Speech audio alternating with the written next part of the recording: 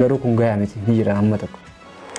Yeroo heddummaa fakkeenyaaf yoo kalaalu taate keessattuu dargaggoota bakkuma harka caalu jechuun baha kanatti isaa fudhannu baha kana balalilee guutuma Oromiyaa keessattuu aadaan kitaaba dubbisuu baay'ee laaffataa akka jirudha jechuudha kan mul'atu. Kana malee mootuu dargaggoonni hedduun isaanii kitaaba dubbisuurra wantoota taateewwan Facebook irratti deeman laaluu irratti kan xiyyeeffatan. Mee akka dargaggeessa tokkotti dargaggoonni kun aadaa kitaaba dubbisuu kana akkamiin godhan irra gaariidha jettee yaaddaati? Wanti aadaa kitaaba dubbisuu kun akkuma jechuun gara biyya keenya haa beekamu malee ardummaan keessa jiru ardiin Afrikaa tun ardii dukkanaati. Kanaaf warri adii wanjaan tokko jira. Warra Afrikaa jalaa yoo qabeenya tokko dho'isuu barbaadde kitaaba walakkaa kaayee wanjaamutu jira. Sababnis kitaabni mana isaanii jiraatullee kitaaba sun bananii hin ilaalan jecha kanaaf wanta akkas godhii jira jechuudha. Gara biyya keenyaattis yoo dhufne dargaggoon baay'een waan hin hubatantu jira.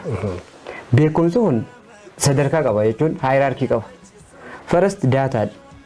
Namni tokko amma anaafeti yeroo akkatti haasofnu osoo haasa'in dura walumatti dhufu wanti jechuun daataadha. Daataan kun walitti qabamee information ta'a odeeffannoo ta'a. Odeeffannoon kun walitti qabamee knowledge ta'a beekumsa ta'a. Beekumsa kana hojiitti hoggaa jiramoo wisdom ta'a jarree yeroo haayiraarkii waan kanaan ka'an. Kana jechuun Facebook hanga feene fayyadamnu scroll godhaa yoo deemne yeroo keenya qisaasne maximum wanni argachuu hin dandeenyu information ta'a malee achirra dabree knowledge hin ta'u.